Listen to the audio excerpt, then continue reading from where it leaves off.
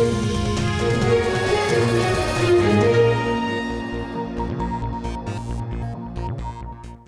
very good evening and welcome to Rajya Sabha TV. I'm Tina Jha with News Tonight, where we take you through the day's biggest news stories from across India and around the world.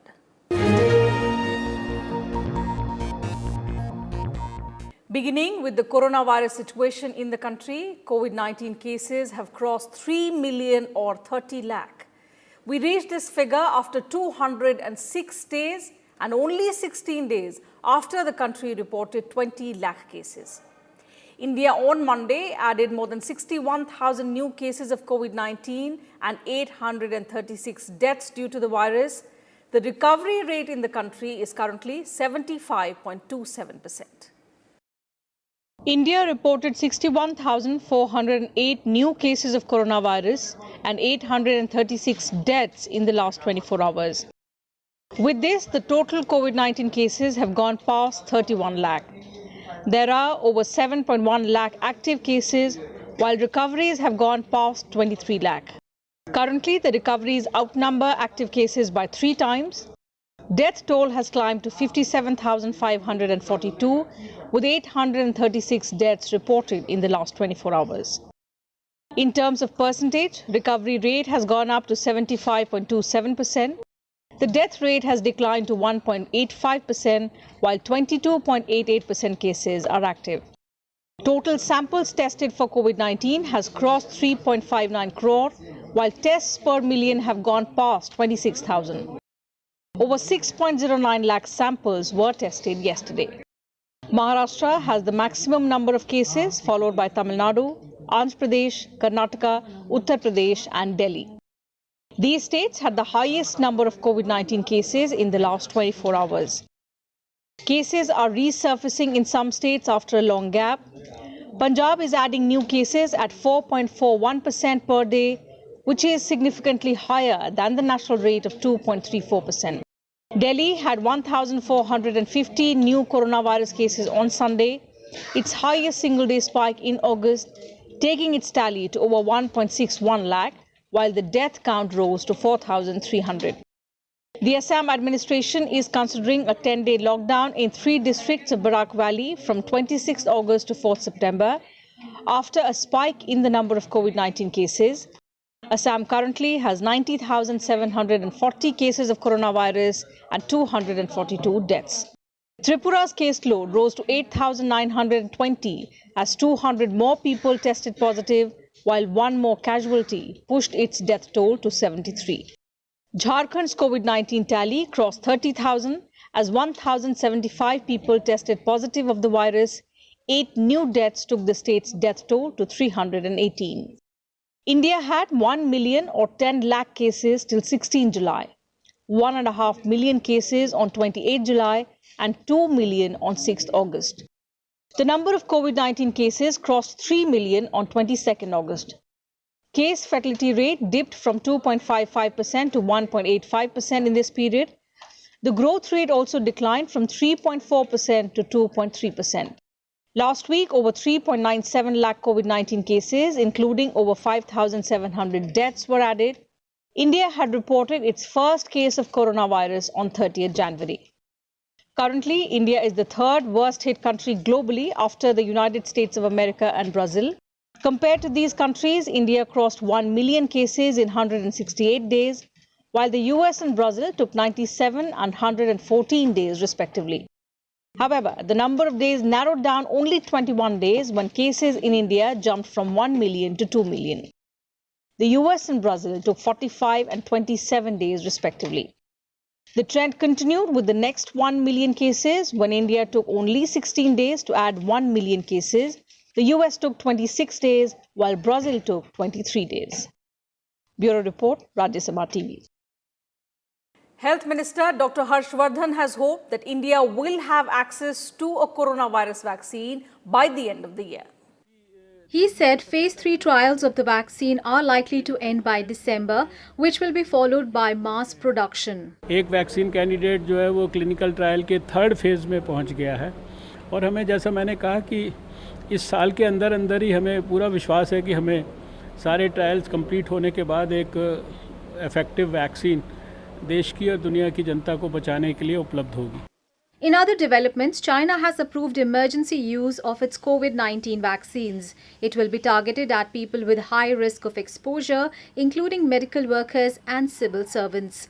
Chinese vaccines are undergoing phase 3 clinical trials over the past few months. On Monday, Italy started human trials of its potential COVID-19 vaccine involving 90 volunteers. Preliminary results are expected by the end of the year.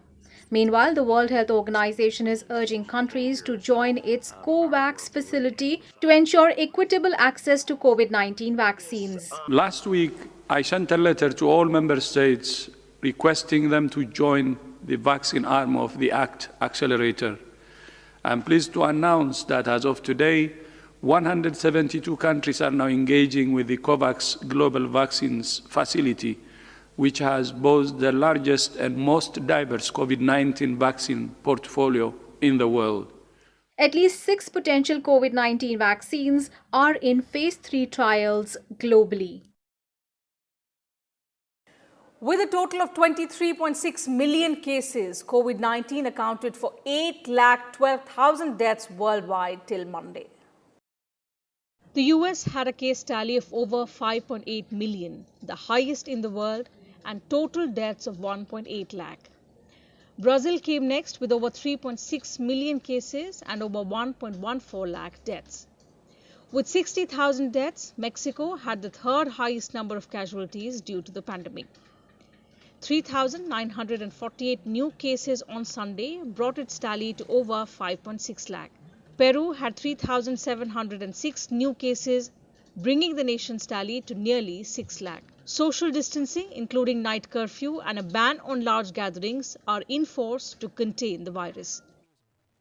Spain has banned outdoor smoking, closed nightclubs, and imposed curfew on bars and restaurants in order to contain COVID-19. New Zealand has extended lockdown restrictions till 30th August after reporting 8 new cases of COVID-19.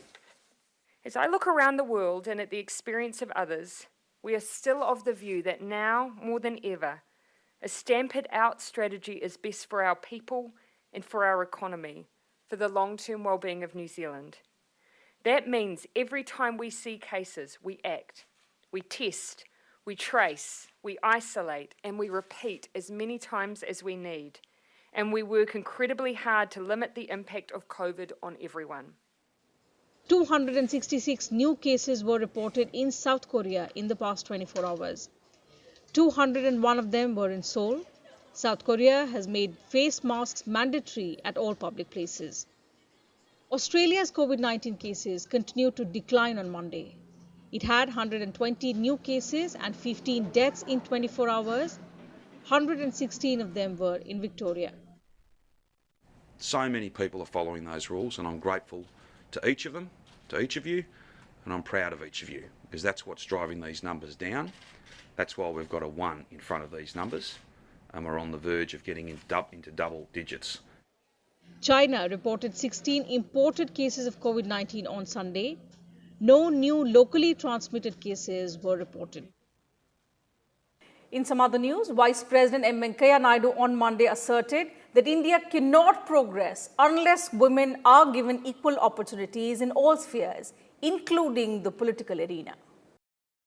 In a Facebook post, he urged political parties to arrive at a consensus and providing adequate reservation to women in Parliament. With women constituting about 50% of India's population, we cannot make progress until they are given equal opportunities in all spheres, including the political arena, the Vice President said. He asserted that there is need to show that gender discrimination no longer exists in Indian society. We have a long list of women achievers who broke the glass ceiling and brought laurels to the nation. Unfortunately, over the centuries, there has been a gradual erosion of the core values of a culture, and abhorrent practices like preference to son over a girl child have crept into social fabric, leading to inhuman criminal acts of female feticide and female infanticide. The by-poll for one vacant Rajya Sabha seat from Kerala was held on Monday. MV Shreyans Kumar of the Loktantrik Janata Dal, an ally of the ruling Left Democratic Front, won the seat that was earlier held by his late father, MP Virendra Kumar. Shreyans Kumar defeated his Congress rival by 37 votes. While he got 88 votes, the Congress candidate got 41. The Parliamentary Standing Committee on Science and Technology and Environment, Forests and Climate Change met on Monday to discuss the DNA Technology Regulation Bill 2019. The committee, headed by Congress MP Jairam Ramesh, undertook clause-by-clause consideration of the DNA Technology Use and Application Regulation Bill 2019. It is likely to finalize suggestions on the bill at its next meeting. Science and Technology Minister Dr. Harsh Vardhan introduced the bill in the Lok Sabha on 8 July 2019. On 15th October, Rajya Sabha Chairman M. Venkaiah Naidu referred the bill to the Parliamentary Standing Committee. The bill provides for a national DNA data bank and regional DNA data banks.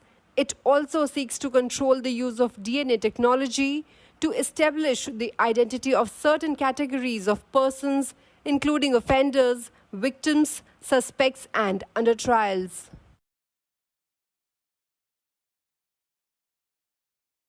The Ethics Committee of the Lok Sabha also met on Monday to deliberate on the code of conduct for members of the lower house. The panel is headed by BJP MP Vinod Kumar Sonkar. The Ethics Committee has held 3 meetings since November 2019. Besides overseeing the moral and ethical conduct of members, it also prepares a code of conduct for members that are amended from time to time.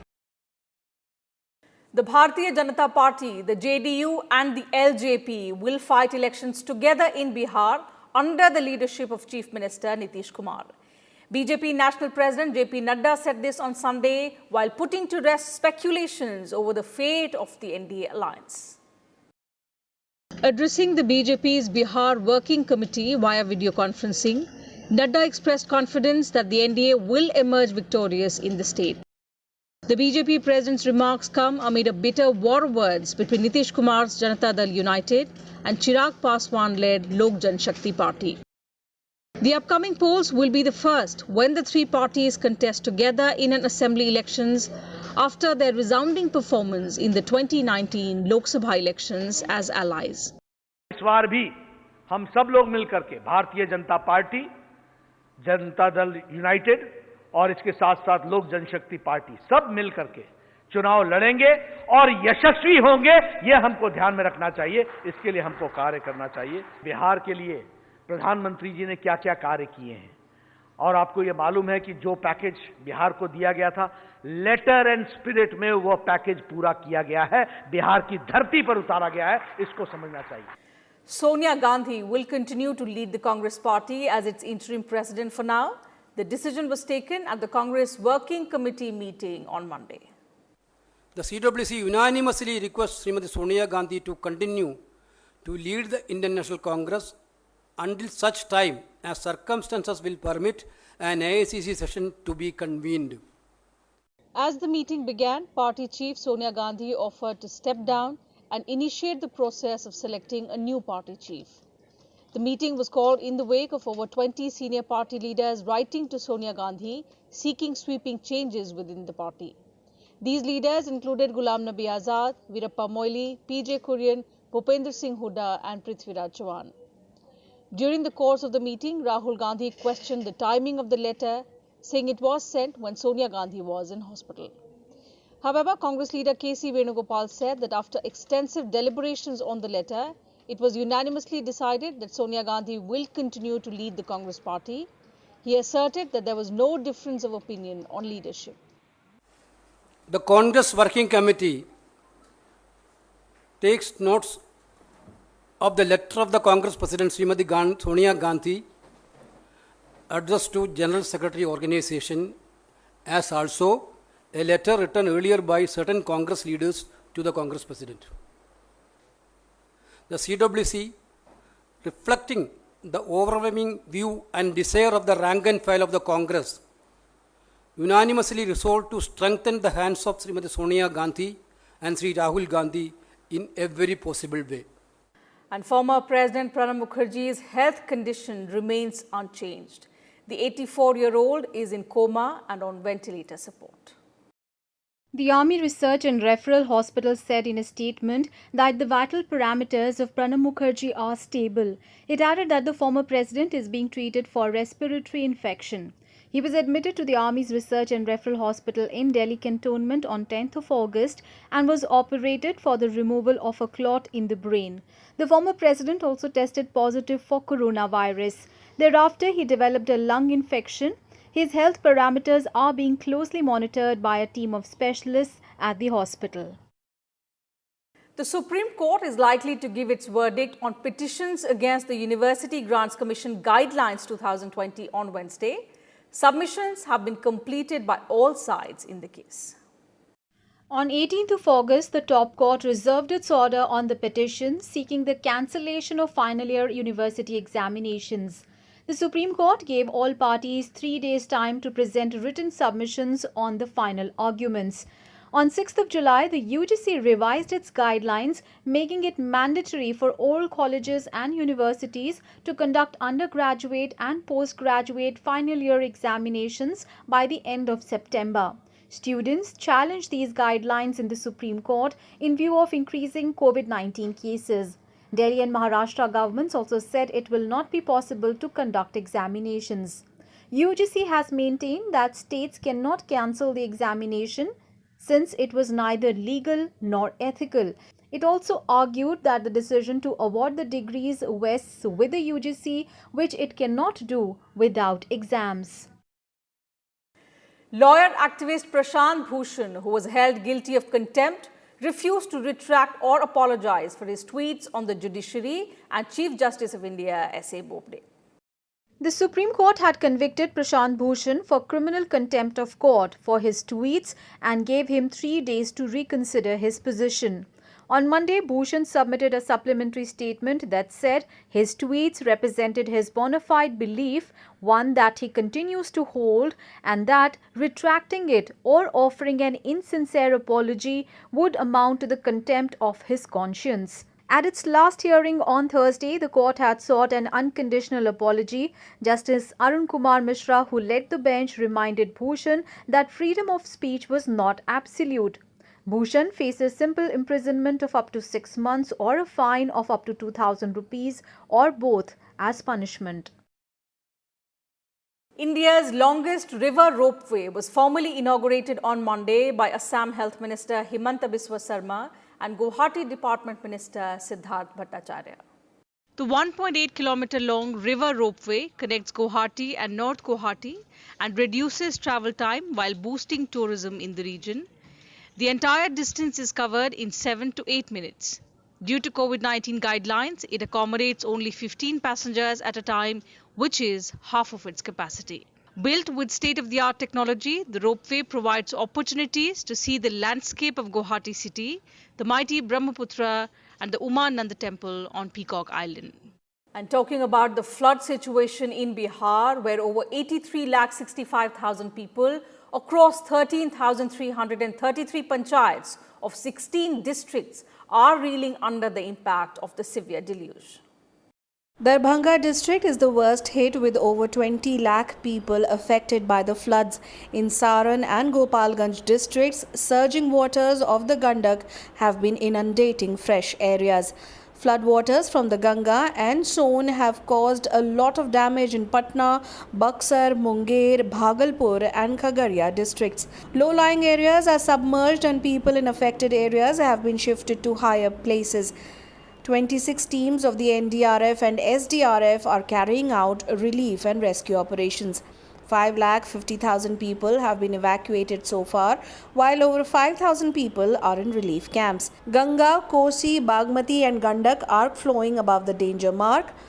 The Met Department has predicted heavy rainfall with thunderstorms in many parts of the state in the next 48 hours. In Andhra Pradesh, East and West Godavari districts continue to be affected by floods. Over 60,000 people from both districts have been shifted to relief camps. The state government has announced a relief of 2,000 rupees to each of the families affected that will be directly transferred to their accounts. In news now on US presidential elections, Days after the Democrats nominated Joe Biden at an all-digital convention, the Republicans are all set to start their 4-day-long national convention. In their part digital, part in-person convention, Republicans will officially nominate President Donald Trump as their 2020 candidate. This week's convention will be a 4-day celebration of President Trump and a pep rally for the Republican Party faithful who hope to deliver President Donald Trump another 4 years in the White House. U.S. Vice President Mike Pence, who will also accept the party's nomination, said the convention would focus on the economy and law and order. The theme for Monday's convention is Land of Promise. Tuesdays will be the Land of Opportunity. Wednesday will focus on the Land of Heroes, and events culminate in the Land of Greatness on Thursday.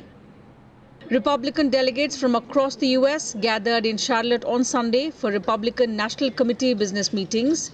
The business portion of the convention will take place in Charlotte, North Carolina, and will culminate in a live acceptance speech from Trump on Thursday night on the South Lawn of the White House. U.S. Secretary of State Mike Pompeo arrived in Israel on Monday for a 5-day visit to the Middle East that will include travels to Sudan, Bahrain, and the United Arab Emirates. Pompeo on Monday met Prime Minister Benjamin Netanyahu and discussed issues related to Iran's influence and deepening Israel's relationships in the region, as well as cooperation in protecting the U.S. and Israeli economies. Ahead of the talks in Jerusalem, Pompeo praised Israel's normalization of ties with the UAE and said he hoped to see other Arab countries follow suit. He asserted that the deal with the Emirates, brokered by US President Donald Trump, was a boon to peace and regional stability. Palestinians have denounced the US-sponsored deal between Israel and the UAE on 13th of August as a betrayal of their cause. It is the third such accord Israel has with an Arab country after Egypt and Jordan.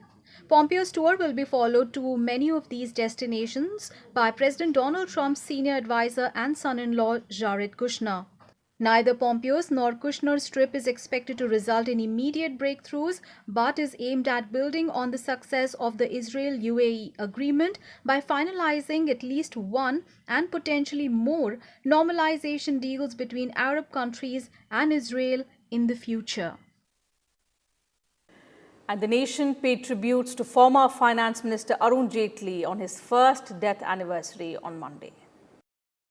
In a series of Twitter messages, Vice President M. Venkaiah Naidu described the late leader as a multifaceted personality who served the nation with distinction. A politician, lawyer, and a union minister, Arun Jaitley played many roles in his public life. He was an outstanding parliamentarian, a distinguished lawyer, an efficient administrator, a skillful negotiator, and a thorough gentleman of impeccable integrity. His untiring efforts to build consensus on GST will always be remembered. Naidu added that the best tribute we can pay Jaitley is by emulating the values and ideals for which he lived. Prime Minister Narendra Modi said he misses his friend a lot, while praising the late leader for his immense contribution to the country. Prime Minister Modi said his late cabinet colleague diligently served India. His wit, intellect, legal acumen, and warm personality were legendary. Home Minister Amit Shah remembered Arun Jaitley as an outstanding politician, prolific orator, and a great human being who had no parallels in Indian polity. He said multifaceted Arun Jaitley was a friend of friends who will always be remembered for his towering legacy, transformative vision, and devotion to the country. Defence Minister Rajnath Singh described his former cabinet colleague as a stalwart who made a big contribution towards BJP's growth and rise to power. Offering tributes, Rajnath Singh said Jaitley had made a mark as a successful lawyer, seasoned parliamentarian, and effective administrator. BJP President JP Nadda inaugurated a blood donation camp at the All India Institute of Medical Sciences, Delhi, in memory of Arun Jaitley. He said the late leader's huge contribution in nation building will always be remembered. The Ministry of Finance also remembered Arun Jaitley's lasting contribution to nation building and as Union Finance Minister during 2014 to 2019. In a series of tweets, the ministry acknowledged his key role in the implementation of GST, saying it will go down in history as one of the most fundamental landmark reforms in Indian taxation. A key BJP leader and a crucial member of the party's brain trust for decades, Arun Jaitley was an articulate champion of the party's policies and ideology. His warm personality and affable manners won him friends across the political spectrum. He served as the Union Finance Minister in the first Modi government and wore many hats in public life, from that of a lawyer to a politician and a cricket administrator. Arun Jaitley passed away in 2019 at the age of 66 years after battling prolonged illness. Prime Minister Narendra Modi has shared endearing images of the bond he shares with peacocks. In the video, the Prime Minister is feeding the birds from a tray and also his hand. He's also taking a morning walk with peacocks around him. In fact, he's even shared a poem in Hindi devoted to India's national bird. We leave you with these visuals shared by the Prime Minister. You picture this as we take your leave. Thank you very much for your time. Stay safe. Good night.